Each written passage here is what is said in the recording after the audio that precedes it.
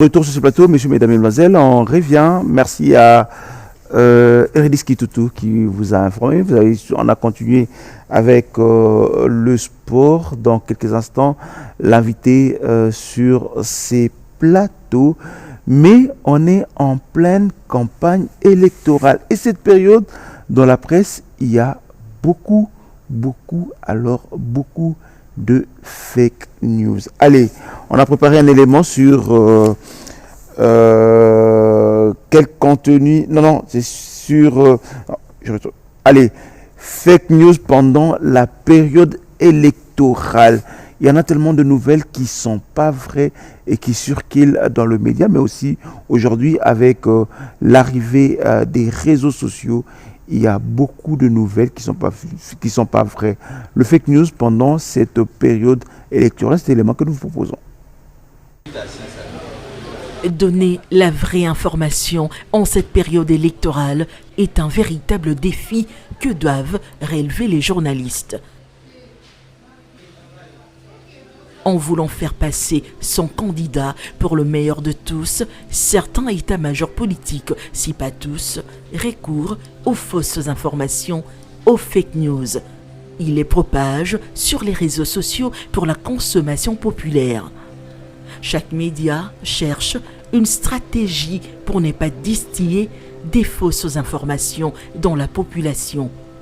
Pour ne pas tomber dans le piège de ces fausses informations, l'agence congolaise de presse s'est dotée d'un service de fact-checking dénommé débunkage. Ce service tourne à plein régime en cette période de campagne électorale. Nous sommes conscients du poids de cette responsabilité, surtout en ce moment. Mais l'agence congolaise de presse a toujours travaillé pour éviter les erreurs.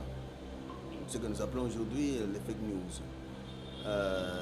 Non seulement nous avons beaucoup de reporters, des reporters qualifiés qui sont sur le terrain, mais nous croisons, et c'est ce que nous faisons d'habitude, les sources pour ne pas nous tromper, parce qu'en ce moment, si on se trompe, nous qui devons être l'église au milieu du village, c'est dramatique, c'est vraiment terrible pour le pays. Donc nous faisons tout pour que nous puissions donner la bonne information, et nous avons en plus la chance d'avoir maintenant une direction générale qui vient d'installer dans notre agence un service qu'on appelle débunkage. C'est pour détecter les fake news, et si nous doutons à un moment ou à un autre, nous recourons facilement par ce service. Avec l'éclosion des nouvelles technologies de l'information et de la communication, les réseaux sociaux sont devenus l'une des sources d'information. Même les médias dits traditionnels, notamment la télévision, recourent à cette source d'information. Et pourtant, ces réseaux sociaux sont beaucoup utilisés pour la vulgarisation des fake news. Bijou Idi est rédactrice en chef à Digital Congo. Mais on reste professionnel. On est en campagne pour tout le monde, mais restons professionnels. Peut-être que ça se présente pas trop dédié à l'électromagnétisme. Elle pense que les informations des réseaux sociaux ne doivent pas être rejetées en bloc, plutôt confrontées à la version des acteurs directs pour chercher l'authentification. Par rapport aux fake news, un média aujourd'hui ne peut pas dire qu'il ne recourt pas aux réseaux sociaux. Parce qu'à nos jours, les réseaux sociaux constituent vraiment un canal, une source d'information. Alors, nous nous fions aussi aux réseaux sociaux, mais pour diffuser, nous essayons tant bien que mal à chercher toujours à vérifier l'information auprès des états-majors, comme aujourd'hui on est en campagne, auprès des états-majors de partis politiques. Nous sommes toujours en contact avec les différents chargés des communications, les différents attachés de presse pour vérifier l'information. J'ai entendu ça, j'ai vu ça dans les réseaux sociaux, est-ce vrai ou pas? C'est ce que nous faisons avant la diffusion. La radio n'est pas épargnée par la désinformation véhiculée par les réseaux sociaux. Jacques Moulouba est directeur des informations à la RTGA.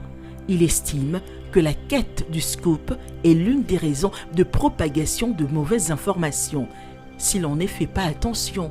Les réseaux sociaux, pour moi, ne constituent pas, dans un premier temps, une source crédible, je parle bien d'une source crédible, n'est-ce pas? Je peux considérer un peu les réseaux sociaux comme des informations venant de la radio-trottoir. C'est-à-dire qu'il y a peut-être un peu de vrai, mais il faut vérifier, n'est-ce pas, la véracité du vrai qu'il y a. Nous tombons dans le piège, nous les médias, puisque à la recherche du sensationnel, n'est-ce pas, à la recherche des scoops, des fois nous pouvons diffuser une information de première main. Et nous nous estimons heureux donc d'être le premier à avoir donné cette information. Et des fois, il peut faire en sorte qu'il peut s'avérer que l'information qu'on a donnée ne soit pas vraie. Patrick Maki, rédacteur en chef à l'actualité.cd, un média en ligne. Pour lui, certains acteurs politiques qui veulent avoir bonne opinion distillent parfois les faussetés, soit par les réseaux sociaux, au travers de leur armée numérique, ou encore par la manipulation des journalistes. En période de campagne électorale, il y a ce qu'on appelle des armées numériques, par exemple, qui sont totalement déployées, qui sont totalement actives sur les réseaux sociaux, sur X, Facebook et plusieurs autres plateformes numériques. Des armées numériques qui sont à la solde de leur intérêt politique, de leur camp politique, qui veulent que les informations soient traitées selon que eux attendent, selon leur intérêt politique. Et nous ne tombons pas dans ces jeux-là. Qu'en cas de manipulation, si le journaliste est manipulé, moyennant quelques billets, il peut tomber dans les fake news. Aujourd'hui, distinguer le vrai du faux devient un défi sans précédent pour les journalistes.